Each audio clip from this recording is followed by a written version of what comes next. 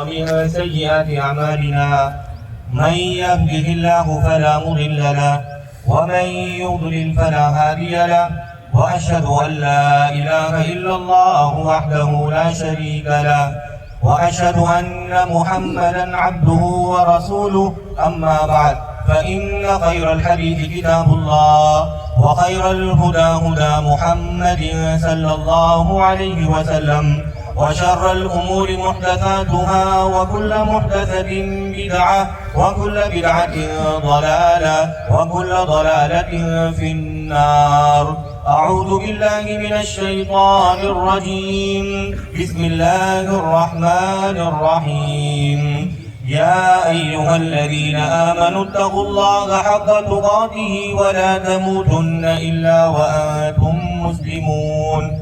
يا أيها الناس اتقوا ربكم الذي خلقكم من نفس واحدة وخلق منها زوجها وبث منهما رجالا كثيرا ونساء واتقوا الله الذي تساءلون به والأرحام إن الله كان عليكم رقيبا.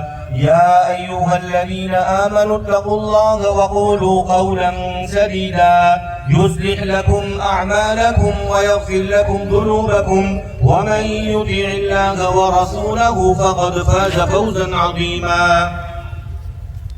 محترم سامعین، پردہ نشین ماں اور بہنوں، خطبہ مسنونہ کے بعد تمام قسم کی تعریف و توصیف اس اللہ رب العالمین کے لیے لائق و مناسب ہے جو اللہ تبارک و تعالی ہم تمام لوگوں کا مربی اور پالنہار ہے.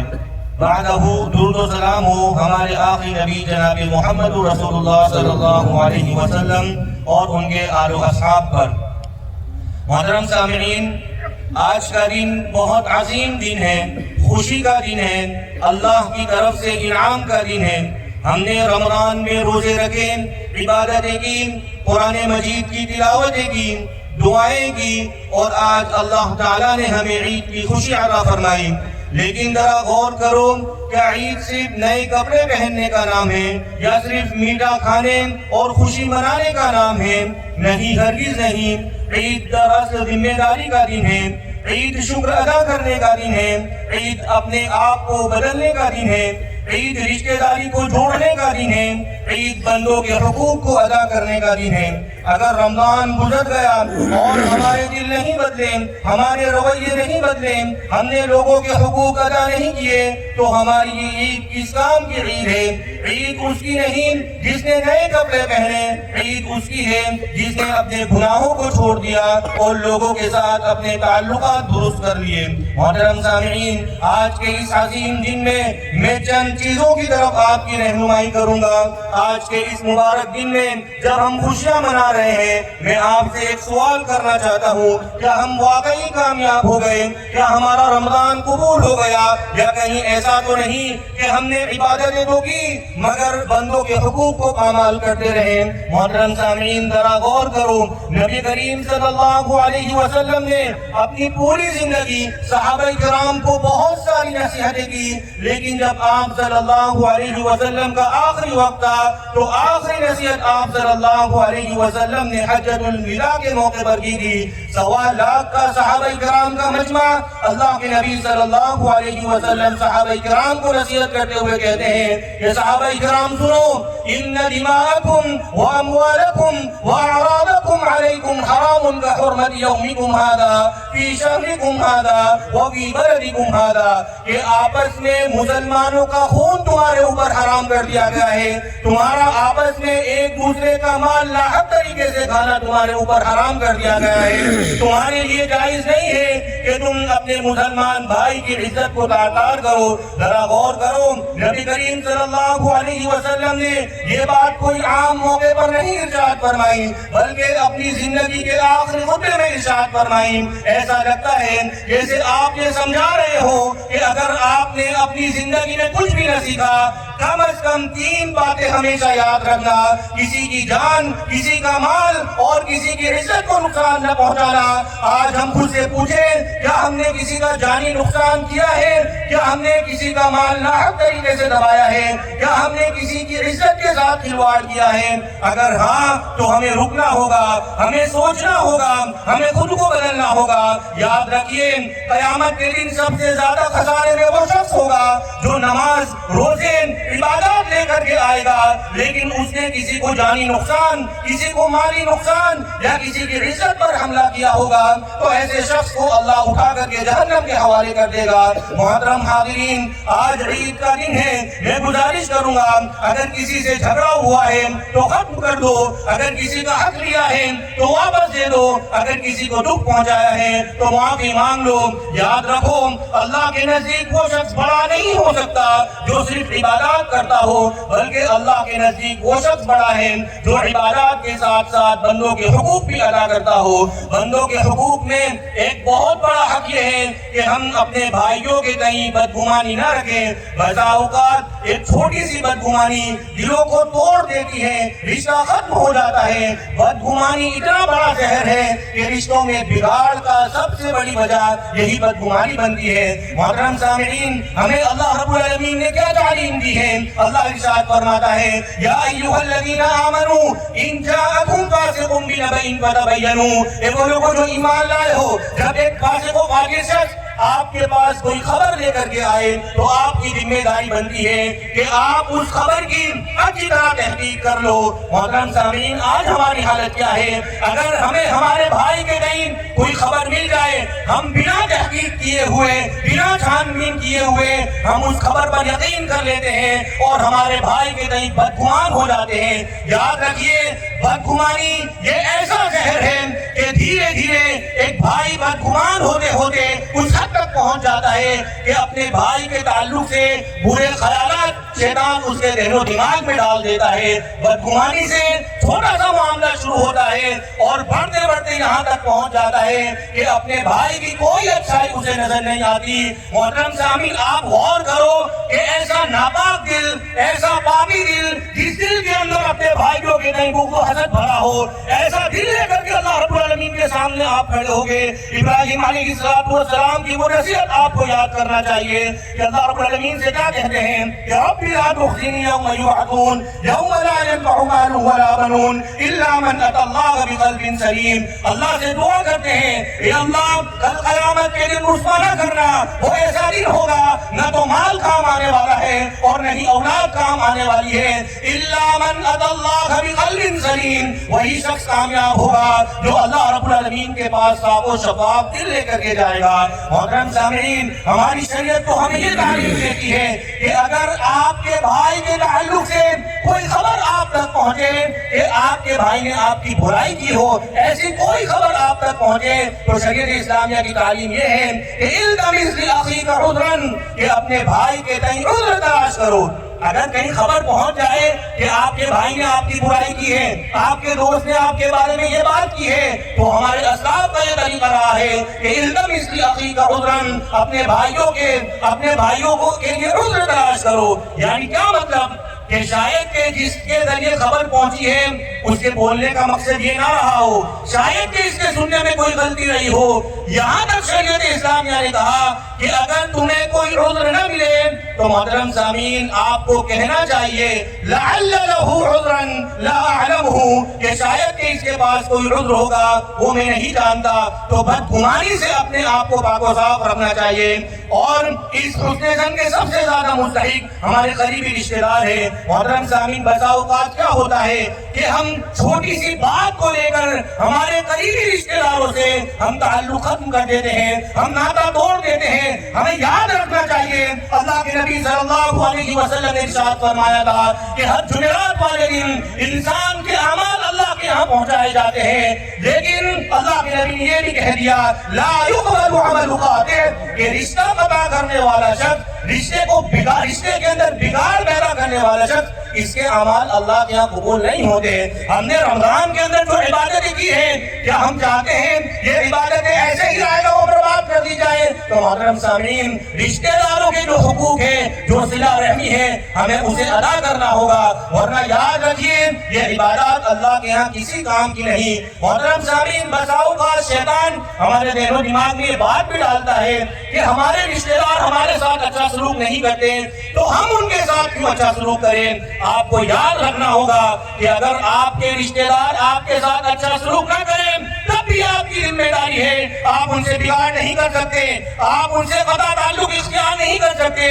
اٹھائیے قرآن مجید، ابو بکر صدیق رضی اللہ تعالیٰ عنہ کا واقعہ آپ کو یاد ہوگا کہ واقعہ جب منافقین نے عائشہ صدیقہ رضی اللہ تعالیٰ عنہ پر تہمت لگائی کہ نعوذ باللہ عائشہ صدیقہ رضی اللہ تعالیٰ عنہ یہ پاک دامن نہیں ہے، اور ان تہمت لگانے والے میں ابو بکر صدیق رضی اللہ تعالیٰ عنہ کا ایک رشتہ دار، ایک صحابی رسول حضرت مصطح ابن عدادہ رضی اللہ تعالیٰ عنہ میں شامل تھے۔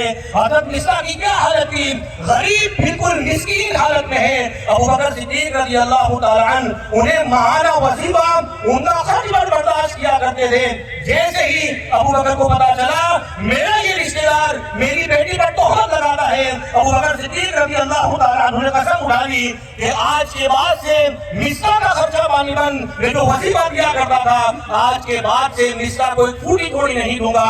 اللہ رب العالمین نے فوراً قرآن مجید کی آیت کریمہ نازل کی کہ وَلَا يَأْتَلِ أُولُو الْفَضْلِ مِنكُمْ وَالسَّعَةِ أَن يُؤْتُوا أُولِي الْقُرْبَى وَالْمَسَاكِينَ وَالْمُهَاجِرِينَ فِي سَبِيلِ اللَّهِ وَلْيَعْفُوا وَلْيَصْفَحُوا أَلَا تُحِبُّونَ أَن يَغْفِرَ اللَّهُ لَكُمْ وَاللَّهُ غَفُورٌ رَحِيمٌ۔ اللہ کہتا ہے جو اہل فضل والے لوگ ہیں، جو مالدار لوگ ہیں، انہیں قسم نہیں کھانی چاہیے کہ وہ اپنے رشتہ داروں پر خرچ نہیں کریں گے، انہیں معاف کر دینا چاہیے، انہیں درگزر کر دینا چاہیے۔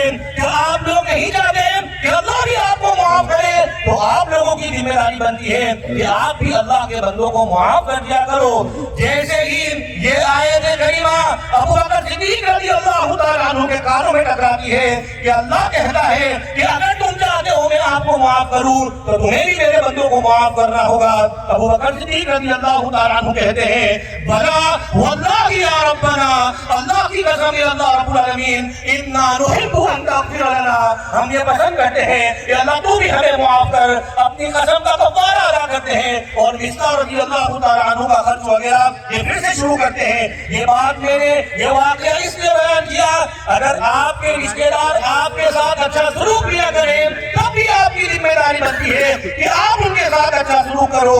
اگر آپ کے رشتہ دار آپ سے قطع تعلق اختیار کریں تب بھی آپ کی ذمہ داری نہیں بنتی ہے کہ آپ بھی قطع تعلق اختیار کر لو۔ آپ کے رشتہ دار رشتہ توڑنے پر آمادہ ہو جائے آپ کی ذمہ داری بنتی ہے کہ آپ آگے چل کر کے رشتہ توڑو۔ محترم حاضرین، آج کے اس خطبے میں آخری نصیحت آپ کو آپ کی اولاد کے حوالے سے کر رہا ہوں۔ یہ جو تمہاری اولاد ہے یہ تمہاری ذمہ داری نہیں بلکہ یہ اللہ کی طرف سے ایک امانت ہے، اور یاد رکھو امانت کے بارے میں کل قیامت کے دن ضرور سوال کیا جائے گا۔ جس طرح اللہ تم سے تمہارے مال کے بارے میں پوچھے گا، تمہاری صحت کے بارے میں پوچھے گا، اسی طرح تم سے یہ بھی پوچھا جائے گا کہ میں نے تمہیں اولاد دی تھی تم نے اس کے ساتھ کیا کیا، تم نے صرف انہیں دنیا کے لیے تیار کیا یا اس کے دل میں اللہ رب العالمین کا خوف بھی پیدا کیا، کیا تم نے صرف اسکول بھیجا یا اسے نماز قرآن اور دین بھی سکھایا۔ محترم سامعین، خاص طور پر وہ لوگ جن کے گھر میں بیٹیاں ہیں ذرا سمجھ جاؤ، ذرا فکر کرو، ذرا اپنی ذمہ داری کو محسوس کرو، کیونکہ نبی کریم صلی اللہ علیہ وسلم نے فرمایا تھا عورت فتنہ یعنی آزمائش ہے، اگر اس کی تربیت نہ کی جائے تو یہی بیٹی آزمائش بن جاتی ہے، لیکن اگر اس کی صحیح تربیت کر دی جائے تو یہی بیٹی جنت کا راستہ بن جاتی ہے۔ نبی کریم صلی اللہ علیہ وسلم کا فرمان ہے جس شخص کی ایک دو یا تین بیٹیاں ہوں اور وہ انہیں محبت سے پالے، انہیں دین سکھائے، ان کی صحیح تربیت کرے اور اچھے طریقے سے ان کا نکاح کر دے تو ایسے والدین کے لیے جنت کی بشارت ہے۔ ذرا غور کرو، ہم اپنی بیٹی کے لیے جہیز جمع کرتے ہیں لیکن کیا کبھی اس کے لیے دین بھی جمع کیا؟ ہم اس کے کپڑوں کی فکر کرتے ہیں لیکن کیا کبھی اس کے پردے اور حیا کی فکر کی؟ ہم اسے دنیا کے امتحان کے لیے تیار کرتے ہیں، لیکن کیا ہم نے اسے آخرت کے امتحان کے لیے تیار کیا؟ آج کے دن عہد کر لو کہ ہم اپنی اولاد کو ضائع نہیں کریں گے، خاص طور پر اپنی بیٹیوں کو دین، حیا اور ایمان کے ساتھ پروان چڑھائیں گے، تاکہ کل قیامت کے دن یہی بیٹیاں ہمارا ہاتھ پکڑ کر اللہ سے کہیں، یا اللہ یہ ہمارے والدین ہیں، انہوں نے ہمیں ضائع نہیں کیا تھا، ہمیں دین سکھایا تھا، ہمیں حیا سکھائی تھی، ہمیں تیرے احکام کا پابند بنایا تھا، یا اللہ جب زمانہ ہمیں بہکا رہا تھا تو انہوں نے ہمیں سنبھالا تھا، جب راستے بگڑ رہے تھے تو انہوں نے ہمیں سیدھا راستہ دکھایا تھا، یا رب انہوں نے ہمارے ساتھ احسان کیا، اللہ آج تو ان کے ساتھ احسان فرما دے، یا اللہ ان کی مغفرت فرما دے، ان کی لغزشوں کو معاف کر دے اور اپنے فضل سے انہیں جنت الفردوس میں داخلہ دے دے۔